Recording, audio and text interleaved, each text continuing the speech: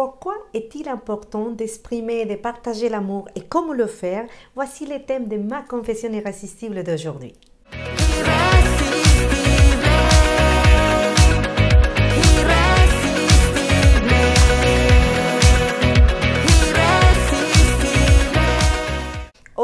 Hola, je suis Marie-Isabelle Ferrer, encore ici avec une autre confession et je veux te confesser d'abord que c'est pour moi une vraie joie réussir à faire cette confession chaque semaine parce que c'est un défi que je me suis mis au début de l'année, c'est un défi de parler en français avec toi, c'est un défi de pouvoir te partager toute cette information que j'ai hâte depuis que je suis en France de partager en français. Donc, chaque fois que j'arrive à faire une vidéo, je suis en totale excitation et joie et je veux que ça commence à être déjà mon cadeau pour toi pour t'exprimer mon amour aujourd'hui.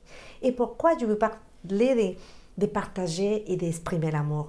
Normalement, tu m'as entendu parler de comment accueillir l'amour, comment recevoir l'amour, comment réussir à avoir quelqu'un qui nous aime, quelqu'un qui est attentif de nous. Mais parler aussi de donner de l'amour est également important. Et je vais te donner 3 raisons pour lesquelles je suis très attentive à donner toujours de l'amour, même si je suis dans un état totalement fatigué, même si je ne me sens pas bien, je cherche tout le temps à donner l'amour parce que je suis très intéressée pour ces 3 aspects. Le premier, c'est me rappeler que je suis divinité et que je suis l'unique possibilité qui a l'amour de s'exprimer sur cette planète. Il n'y a pas une autre possibilité, il n'y a que toi et moi. Il n'y a que notre humanité qui a la possibilité de passer l'amour, d'être canal d'amour pour la planète. Et il suffit simplement de regarder les informations pour nous rendre compte que il manque l'amour partout, qu'il y a beaucoup de conflits, de guerres, des situations où il y a des malentendus dans les familles, dans les villages, dans les pays, dans le monde entier. C'est évident que nous pouvons encore apporter l'amour et je suis persuadée, et tu sais que c'est pour ça qu'on fait le congrès de l'amour irrésistible et tout ce qu'on fait, nous on le fait parce que nous sommes persuadés que chaque fois que nous apportons un petit peu comme un colibri à cette grand foyer, possibilité d'angoisse et de souffrance, nous avec notre petit apport d'amour, nous sommes persuadés que si vous venez se joindre à nous, nous tous, nous pouvons apporter énormément d'amour à la planète. Et la société, l'humanité a besoin de nous. Donc, tout l'amour que tu puisses exprimer, c'est de l'énergie que tu vas aussi apporter pour le bien-être de l'humanité, pour la paix dans l'humanité. Et je crois que simplement ça devrait nous motiver à 100%. Mais je vais te donner quand même une deuxième raison. La deuxième raison est plus liée à mes origines. Je suis née en Amazonie et je sais, c'est une vérité absolue pour moi, que nous sommes totalement connectés à la nature, à la terre. Et que chaque fois qu'on n'arrive pas à être en connexion d'amour avec nous-mêmes, avec les autres, avec la planète, la terre va le ressentir. Et je sais parce qu'elle me l'a dit, parce que je sais que la terre est généreuse, est pleine d'amour, est abondante, mais elle répond aussi à des lois qui sont liées à l'équilibre. Et chaque fois que nous sommes en train de les voir des vibrations de non-amour, de peur vis-à-vis de nous-mêmes ou des autres, la Terre doit équilibrer comme ça. Et c'est pour ça qu'on voit des tsunamis, on voit des cataclysmes partout, où on ne comprend pas qu'est-ce qu'il arrive à la nature et on dit oui, c'est le gouvernement qui doit réagir, c'est pas possible, c'est les politiques d'environnement. Ok, tout ça, c'est important aussi, mais l'unique chose que nous pouvons faire sans attendre quelqu'un d'autre, c'est apporter de l'amour, donner de l'amour. Je vais t'expliquer comment faire dans cette vidéo, dans ce podcast, et que tu puisses vraiment sentir que tu apportes quelque chose pour la terre-mère, pour les animaux, pour l'eau, pour tout l'environnement. Bah, tu es capable de le faire simplement en exprimant et en partageant l'amour. Deuxième grosse raison pour moi de continuer à exprimer l'amour et continuer à faire ce que je fais. La troisième chose, c'est un petit peu plus égoïste. C'est une loi simple, c'est la loi de donner et recevoir. Donc plus tu donnes l'amour, plus tu vas recevoir l'amour. Et attention, là, il est très important de comprendre que quand tu donnes l'amour à quelqu'un, à quelque chose, dans une situation, quand tu mets l'amour dans une situation, il faut simplement comprendre que l'amour est illimité, que l'amour est universel. Donc tu ne peux pas mettre une limite et dire hey, je mets l'amour ici, donc je reçois l'amour ici. C'est là où la souffrance commence. Quand tu penses que tu donnes l'amour dans quelque part et tu dois recevoir l'amour de cette personne, de cette situation, de cet événement. Non, l'amour est illimité. Dès que tu commences à le laisser sortir de toi, à travers toi, te traverser et toucher une personne, une situation, un pays, un événement, tu laisses que l'amour soit partout. Et de la même façon, il n'y a pas de dette, l'amour n'a pas de dette, c'est une loi, les donner, recevoir. L'amour arrivera vers toi d'une autre façon. Et il faut apprendre à comprendre ça aussi. Il faut comprendre que je peux donner l'amour ici, mais il faut faire attention de ne pas rester là on manque, et comme une petite personne qui demande l'amour en commandant l'amour. C'est pas comme ça. On parle ici de donner, d'exprimer l'amour d'une façon totalement libre. Et je ne veux pas dire que c'est l'amour inconditionnel parce que l'être humain a beaucoup de difficultés à expérimenter ça ici dans cette humanité. Mais chaque fois que tu donnes ici et tu accueilles l'amour de notre façon, c'est une façon d'expérimenter un petit peu l'amour inconditionnel. Donc, donner l'amour dans une situation, donner l'amour va te permettre de recevoir encore davantage, pas de la même personne, pas de la même situation, c'est une possibilité, mais que tu saches que l'amour sera toujours là. Et bon, comment exprimer l'amour? Comment est-ce que tu pourras commencer dès aujourd'hui, dès maintenant, à exprimer encore plus d'amour, à le partager? Impossible de parler d'exprimer l'amour sans revenir encore une fois au langage de l'amour et que tu saches que je fais des vidéos déjà pour chaque langage de l'amour, que tu puisses savoir quel est ton langage, quel est le langage des personnes qui sont avec toi et que tu puisses exprimer. Mais aujourd'hui, je vais prendre ces 5 langages de l'amour pour te donner la possibilité de commencer simplement à être une polyglotte de l'amour, à commencer à exprimer et à partager l'amour. Les langages de l'amour sont 5. Il y a les touchés physiques, les cadeaux, les paroles valorisantes, les tons de qualité et les services donnés, prêtés. Donc voilà des possibilités partout de pouvoir exprimer l'amour. Si tu es un débutante en donner l'amour, si tu ne sais pas comment t'y prendre pour commencer à laisser ta touche amoureuse partout, la première chose, c'est que tu puisses comprendre que normalement, tout le monde aime bien recevoir une caresse, une toucher qui est remplie d'amour, qui a cette intention d'amour. Même une poignée de main que tu donnes avec beaucoup d'amour, la personne va le ressentir. Et surtout, c'est toi qui vas ressentir que tu es en train de connecter avec quelqu'un.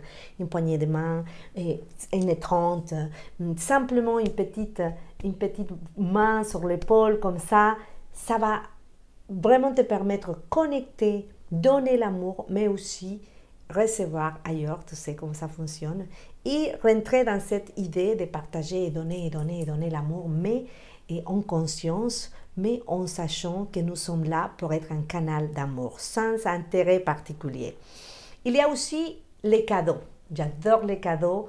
Et les gens qui sont spécialistes dans le langage de l'amour des cadeaux, ma belle-mère elle est impressionnante. Il y a un cadeau qu'elle fait et que j'apprends d'elle énormément dans ce langage que ce n'est pas le mien.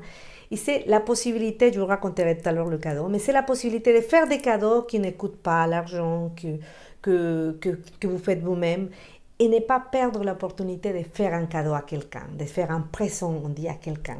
Et ma belle-mère, je vous raconte, des fois elle prend des magazines qu'elle lit et elle rencontre des choses, des articles, des choses qu'elle pense qui peuvent intéresser à Olivier et à moi, et elle les coupe. Et elle nous offre dans un enveloppe. Avant, elle nous envoyait par la presse. Au début, je trouvais ça, je disais, mais c'est incroyable qu'elle fasse ça. Jusqu'au moment où j'ai compris que c'était son langage de l'amour, c'était les cadeaux. Il prend cet homme de couper, de faire l'enveloppe, d'aller à la poste. Maintenant, elle les garde, elle nous les apporte chaque fois qu'on se rencontre. C'est sa façon de nous aimer. Elle ne nous dit pas souvent « je t'aime ». Moi, elle ne me le dit pas souvent. Mais chaque fois qu'elle arrive avec des choses comme ça, je me sens totalement aimée parce que je sais que c'est son langage. Et bon, je l'ai appris. Donc, n'hésite pas à faire des cadeaux. Ça, c'est quelque chose que j'ai appris et c'est délicieux. Des petits cadeaux, des petits gestes, des petites choses que tu puisses apporter à quelqu'un pour son anniversaire, à ton collègue, à ta maman, à ton enfant. Un petit caillou, quelque chose de petit qui puisse te permettre simplement faire sentir, donner l'impression, parce que c'est qu'une impression, donner l'idée à l'autre que tu as pensé à lui, à elle. C'est tout. Et te sentir que tu es en train d'apporter. Alors, attention, si l'autre personne n'est pas de langage des cadeaux, peut-être qu'il va trouver un peu nul que tu viennes avec un caillou ou avec quelque chose comme ça. C'est pas grave, souviens-toi que ce qui est important, c'est ton intention, l'intention de donner. Et là, il y a une anecdote que nous savons, Olivier et moi, on n'est pas en langage des cadeaux, ni lui ni moi. Donc c'est très rigolo parce que des fois, par exemple, on se promène dans une plage ou on est dans un chemin et on trouve un caillou en forme de cœur et ça peut arriver que lui le prenne et dise «Ah, regarde mon amour, il a un caillou en forme de cœur, ou une feuille qui fait un cœur, ou moi-même». Et on l'offre à l'autre, il dit «Ah tiens, c'est pour toi». Mais ni lui ni moi sommes particulièrement touchés par le langage des cadeaux. Donc on se dit l'un à l'autre «Ah c'est bien, ça sera ici les chemins des cailloux en forme de cœur». Il y en a plusieurs rues, plusieurs endroits autour de nous qu'on sait que c'est la rue des cœurs, que c'est les carrefours des cœurs, parce que c'est des endroits où nous avons laissé ces petits détails qu'on n'avait pas envie de garder, mais que dans ces moments nous sont remplis d'amour, nous ont permis d'exprimer l'amour, que c'est vraiment l'objectif. Donc les cadeaux, n'hésite pas, mais essaye de ne pas faire des cadeaux chers, de ne pas faire des cadeaux qui sont achetés, sinon vraiment de les produire toi et poser toute l'intention dans ces cadeaux. Deuxième langage. Le troisième langage difficile pour moi, les temps de qualité. Ce temps que tu passes avec quelqu'un, simplement à être avec cette personne. N'hésite pas à te donner des rendez-vous avec tes copines, avec tes enfants, avec ton conjoint, avec tes amis, avec ta mère, peu importe avec qui, mais pose un temps de qualité. Fais attention comment tu partages ce temps. Est-ce que ce temps que tu passes avec quelqu'un, tu le passes à critiquer, à le demander de changer, à lui rappeler des choses que l'autre a mal fait? Ou est-ce que tu es là vraiment à le regarder aux yeux? Est-ce que tu es là vraiment à apprendre comment il va, à lui donner ton écoute, à lui donner ton admiration dans un temps présent, sans téléphone, sans télévision, sans ordinateur, sans rien d'autre? Un temps précis, tu peux dire j'ai que 10 minutes pour toi, pour venir être avec toi, te prendre dans la main, te regarder aux yeux, savoir comment tu vas. Ça veut plus que des vacances entières passées ensemble sans se regarder, des dîners complets dans lesquels on ne se parle pas. Donc, attention à ces temps de qualité. Donne ton temps avec amour. Donne un temps chargé d'amour, sinon, ne sors pas de chez toi. Si tu vas aller dans un rendez-vous parce qu'il faut, n'y va pas. Si tu es obligé d'aller quelque part, d'avoir mais l'intention, je vais aller donner mon temps avec amour. Je veux imprimer la touche de l'amour dans ce temps que je passerai avec ces personnes dans cette situation. Temps de qualité, ça veut dire temps chargé d'amour et de présence. Expérimente ce langage. C'est très difficile au début parce qu'on est habitué maintenant à être tout le temps dans le téléphone, à être tout le temps à faire 1000 choses à la fois. Mais dès qu'on apprend, tu apprends d'Olivier, c'est son langage de l'amour.